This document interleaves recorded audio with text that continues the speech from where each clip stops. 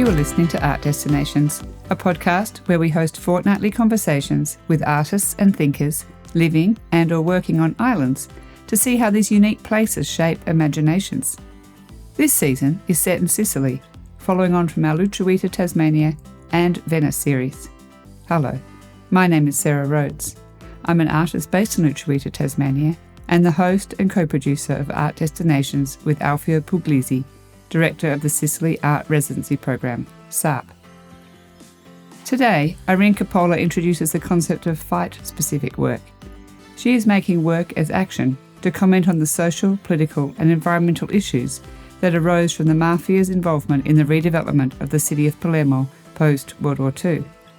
As someone who was born in Palermo, moved away and now practicing here, she raises these issues facing the city through her art.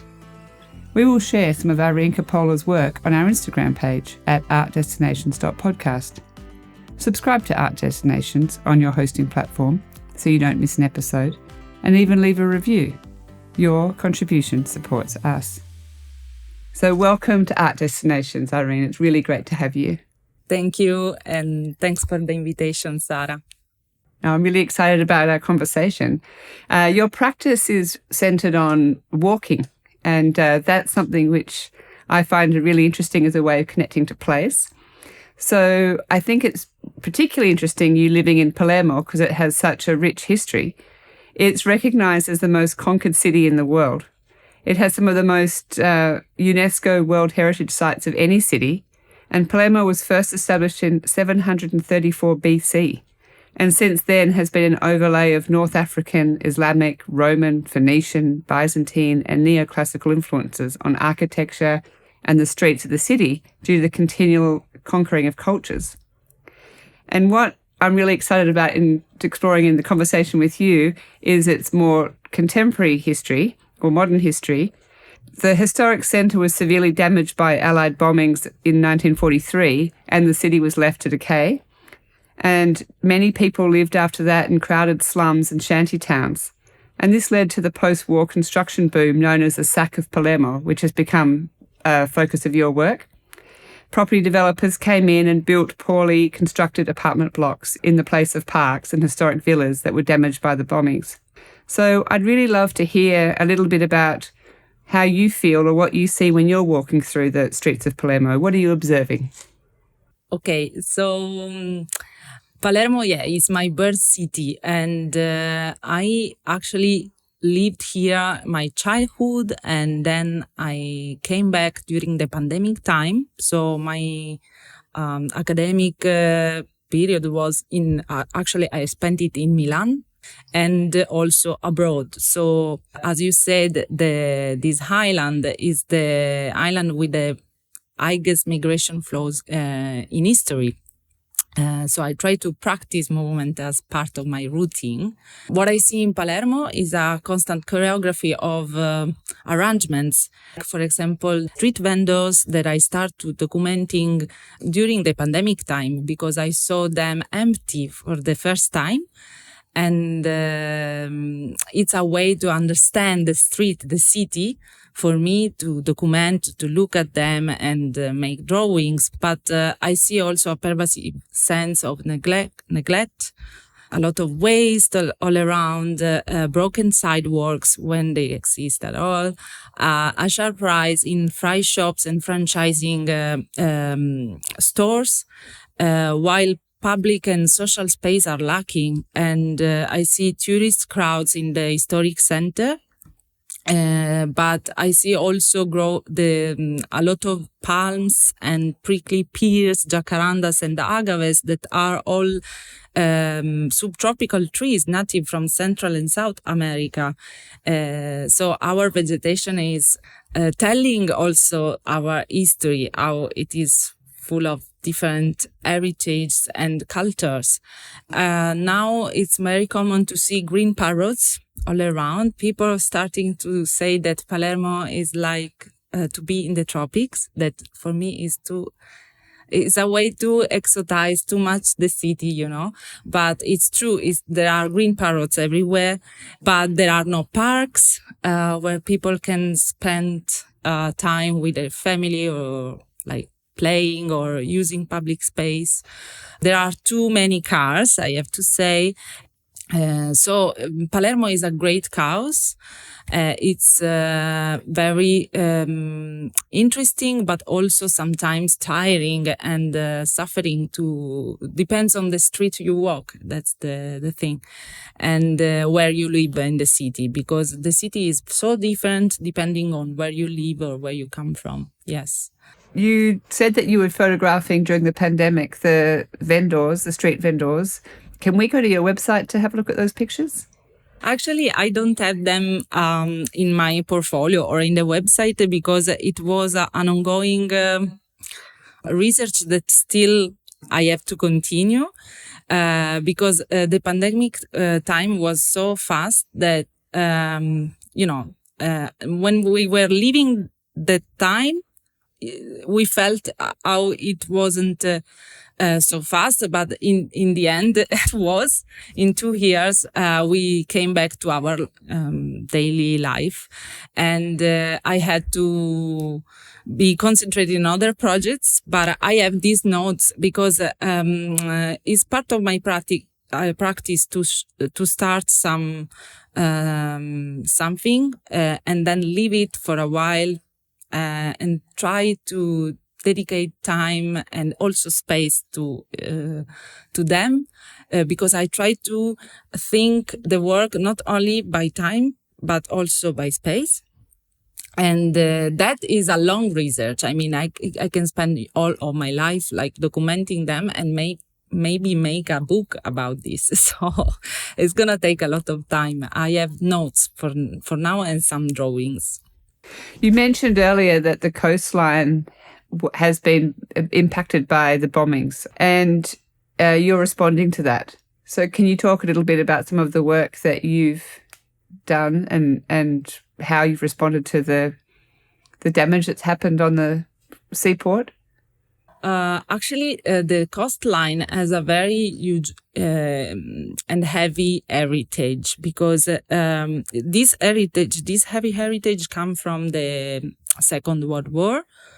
But then there is another moment, like the 70s, where the mafia administration was throwing a lot of things on the sea, also homes on the seas, because they were renovating in a speculative moment all the city of Palermo. So most of the buildings, like some of the historical buildings, like Liberty Villas and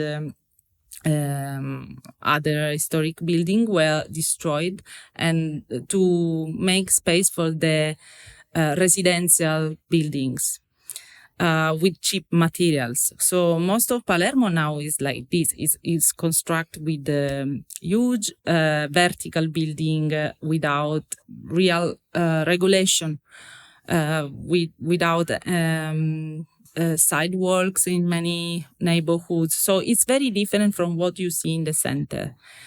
And for me, the coastline is really the portrait of the city, in the good and the bad sense.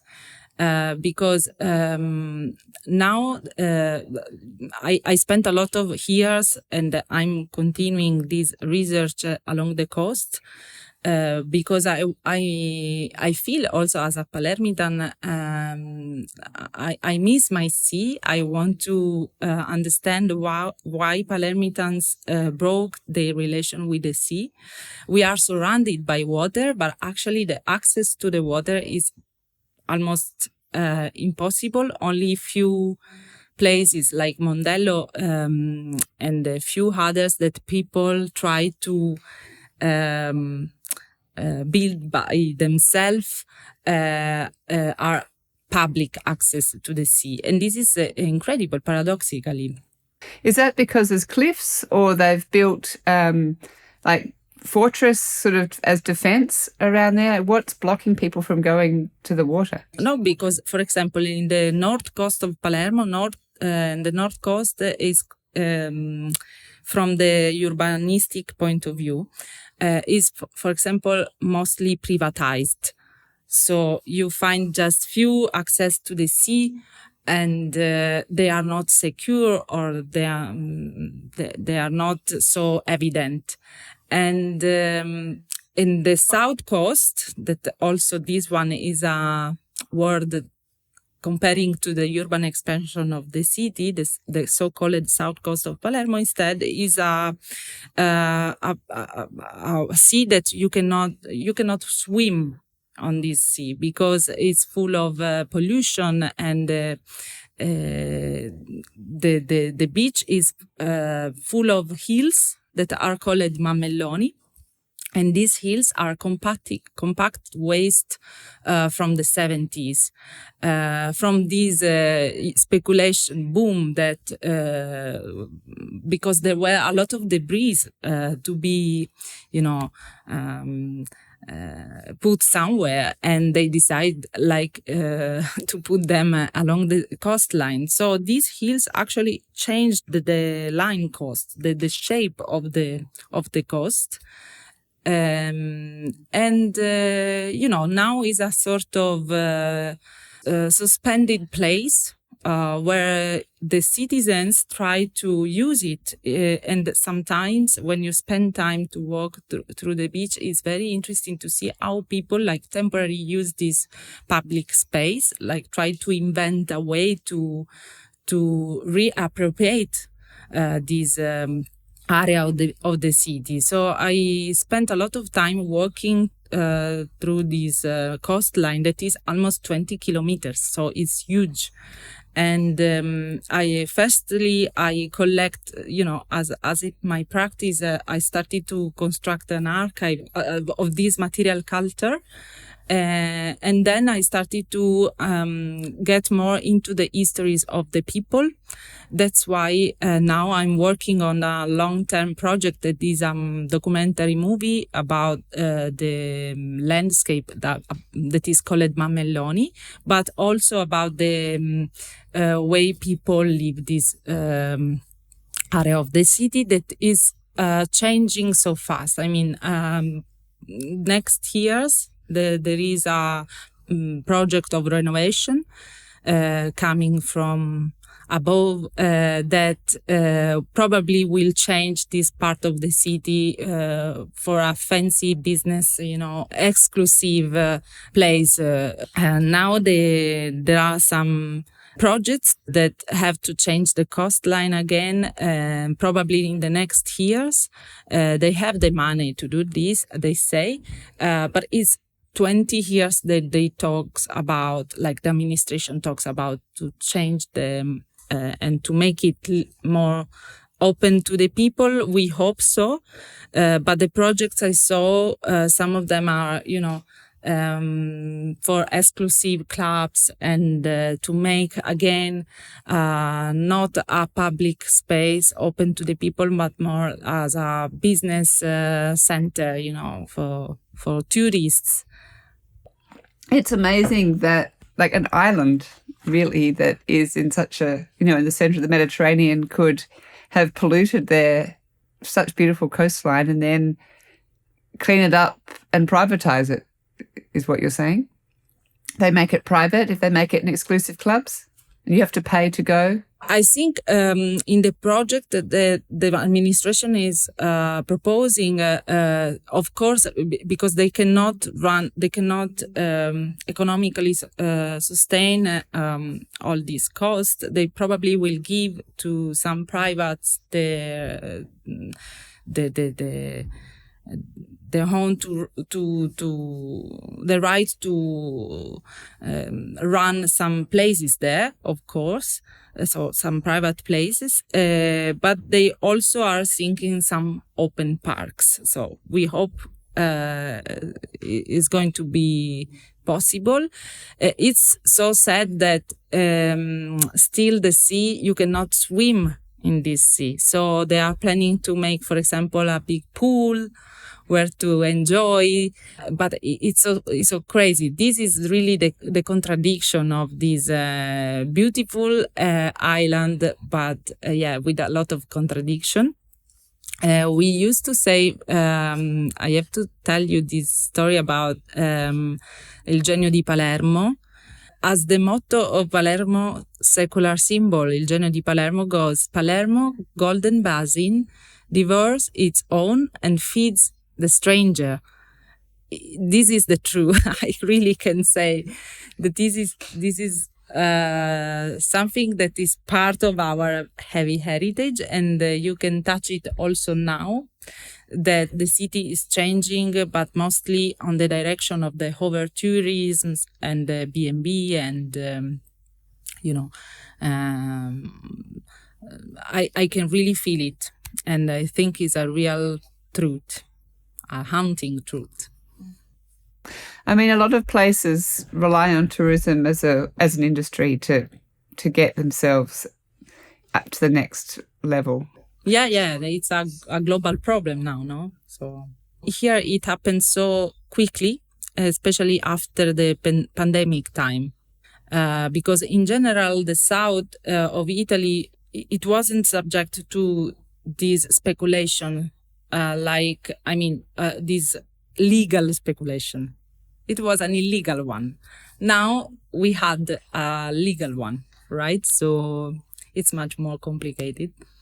You also worked on a project called Fireworks. By the way, in Australia, or in Tasmania at least, you have to get a permit to have fireworks now. You used to be able to do them anyone could do them, but now it's been legislated. So now you have to actually get a permit if you want to let some fireworks off. But I'm guessing in Sicily, anyone can?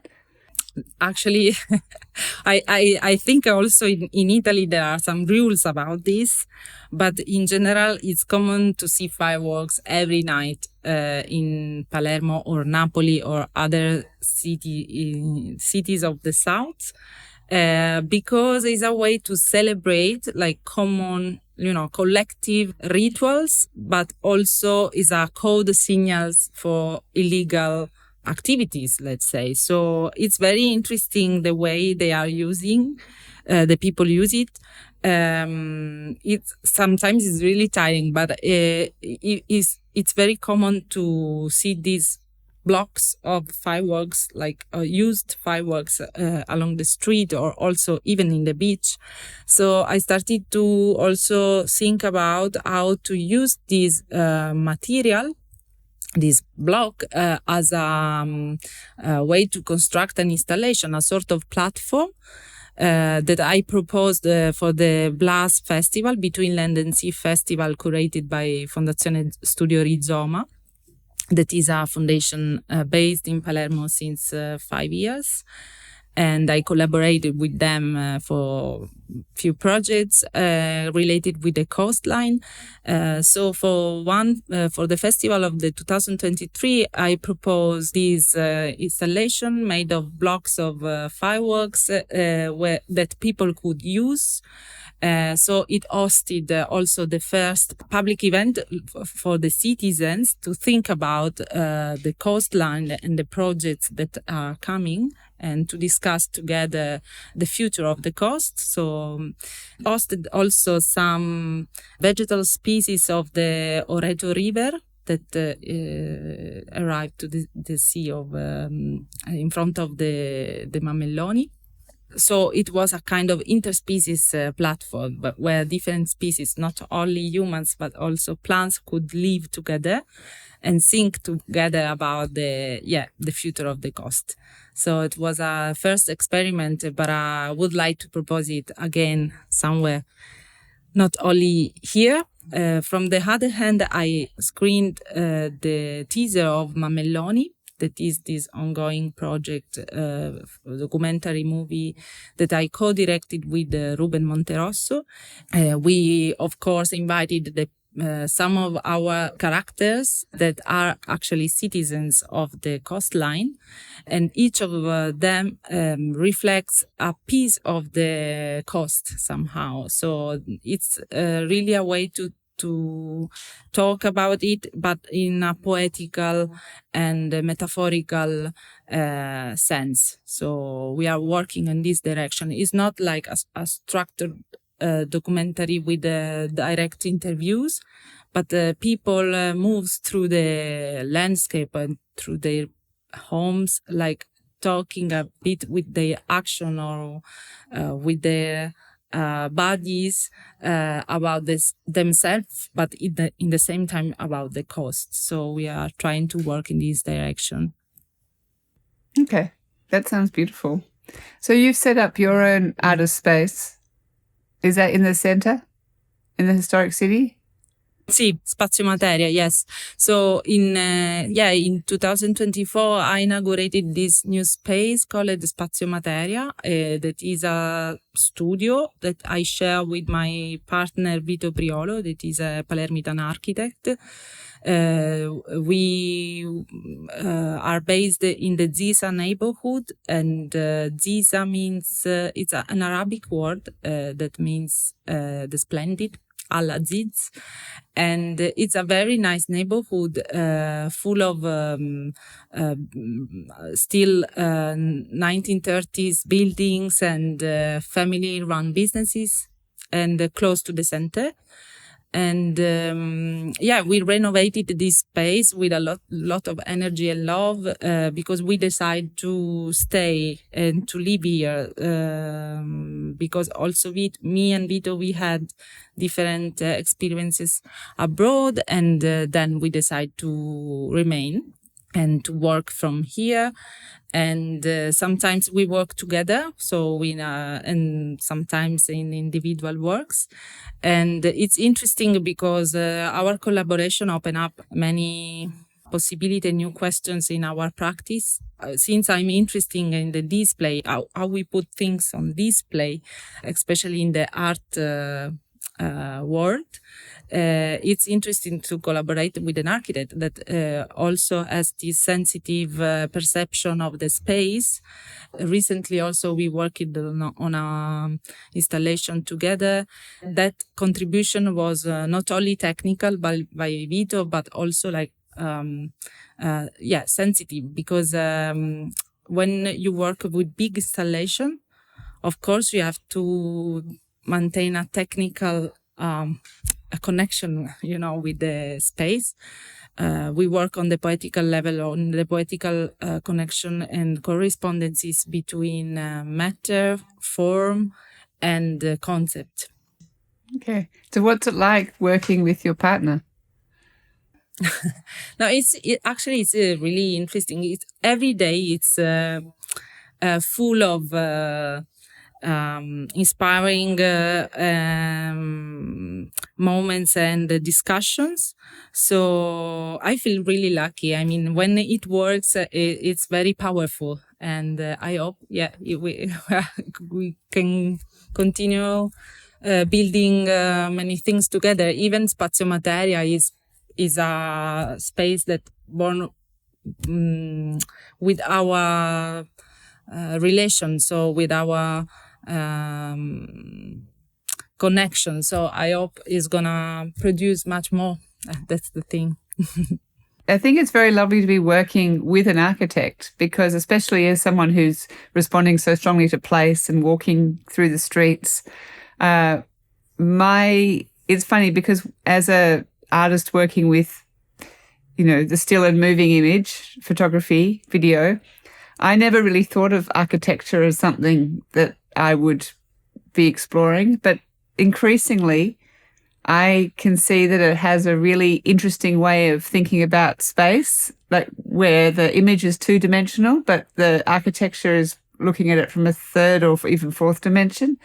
So it's quite, and I guess architecture and cinema have some quite strong parallels because of that fourth dimension of the time. So anyway, you're very lucky. It's very nice. No, yeah, I'm lucky.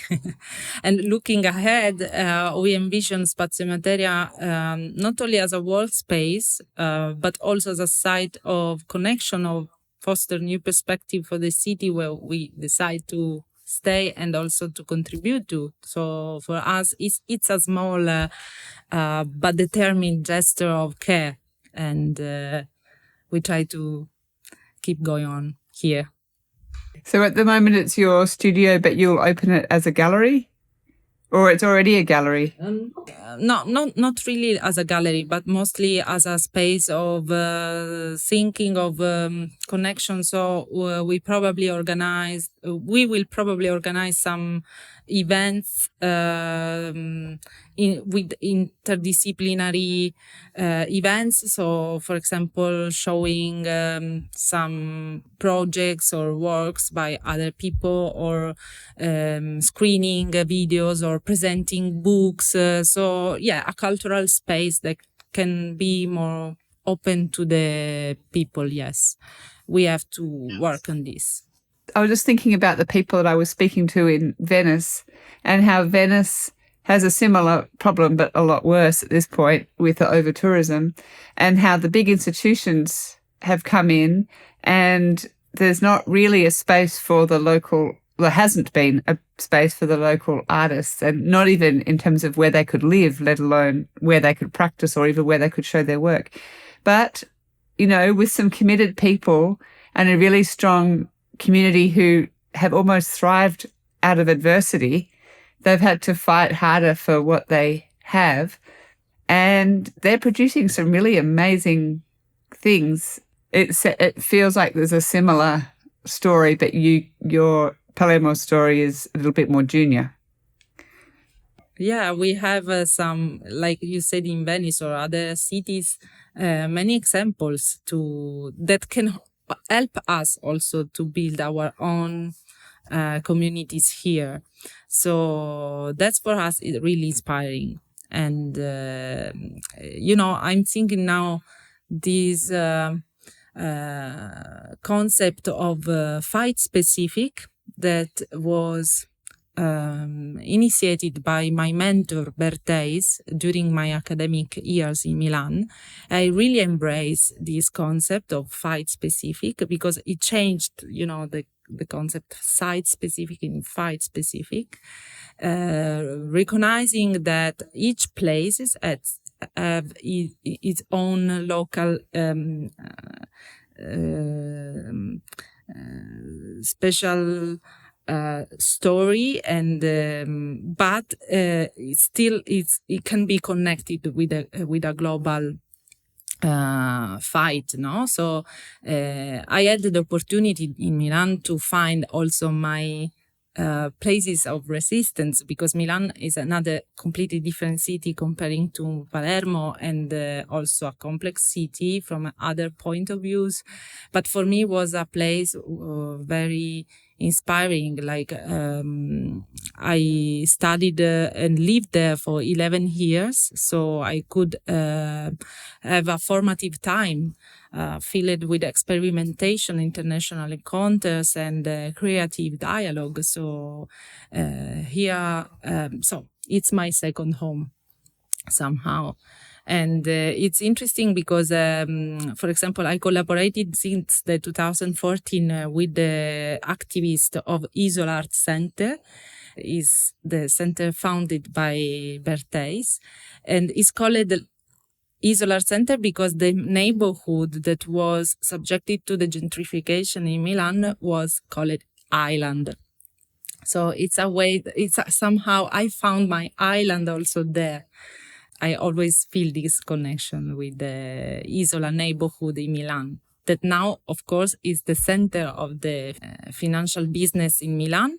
But still, there are a lot of places, small places of resistance, and the citizens are really aware, and they work with artists of Isola to maintain their tiny spaces open. So it's a very inspiring way of acting with the people, with the territory. Did you say there's an art centre in the area called Isola?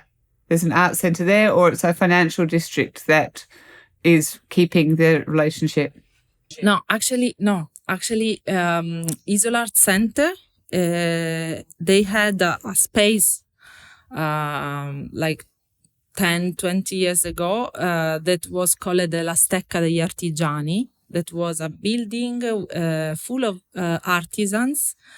But this building, of course, was at some point broken because they had to construct these vertical buildings, skyscraper for the Unicredit banks or other buildings for rich people. The administration always say that these are process of renovation, but they didn't really take care of what was going on in this district because there were artisans collaborating with artists and they just wanted to have them out. So there was really a sort of fight with culture, with art of the district, and now Isola is somehow a dispersed center.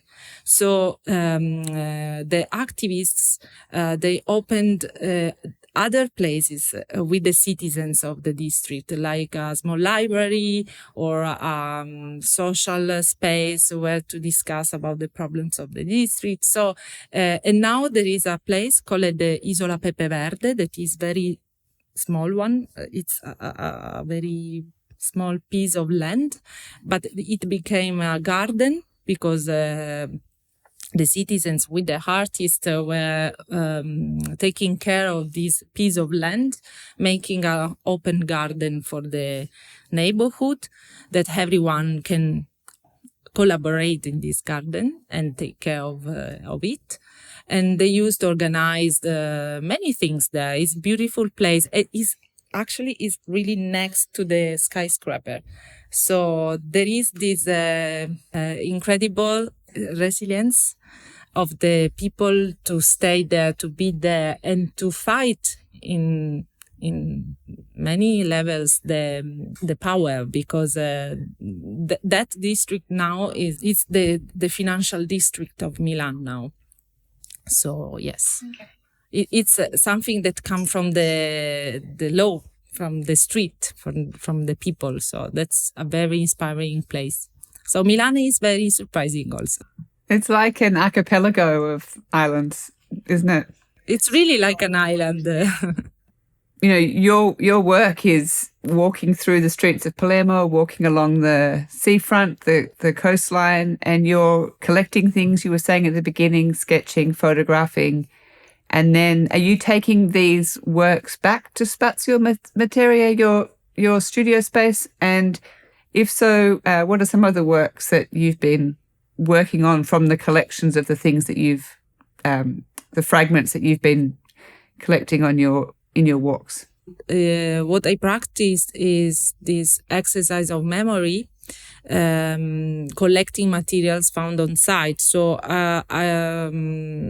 then I come to the studio, I start to work on these pieces, like try to add a sort of minimum intervention that can open up and make some semantic and perceptive shift.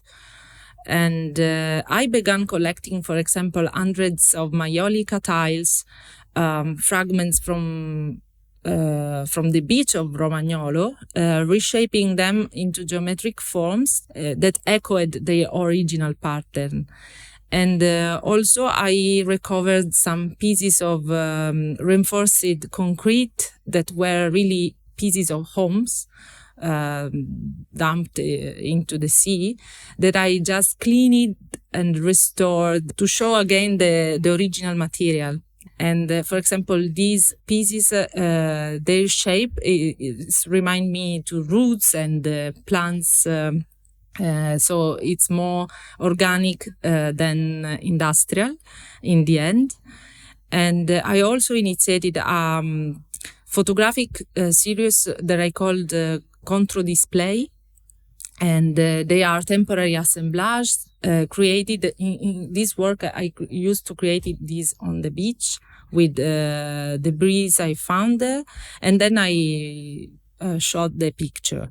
And I shot the picture of this assemblage in front of our beautiful sea. So I tried to change this idea of the postcard of the Sicilian Sea, putting in front of the camera before the sea this assemblage. So I also try to play with these materials, but it's a critical way of playing with things. So these are part of this exercise I used to make. And for example, this last work evolved also into collective action and workshops, and was very interesting to me, for me to open this exercise to other people, because each of us has his own references to materials, as we said at the beginning. No, so for you, one material or one form could be more resonant than to me or to my story. So in the end, the assemblage was so different from the first I made by myself. And this moment was very beautiful because it opened up also reflection, political and ecological reflection on the context. So, yeah, this is another way of proceeding with this work.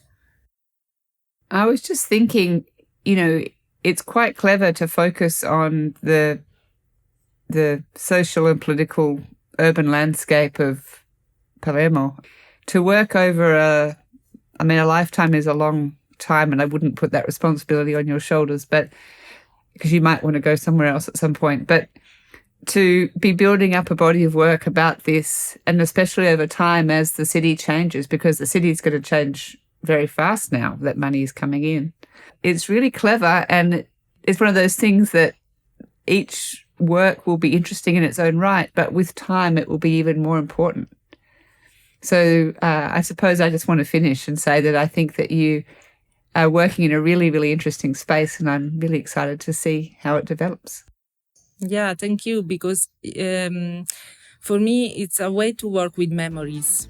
And each material, even a contemporary material, has a lot of memories. We don't have to search only the old objects or, archaeological site to find memories.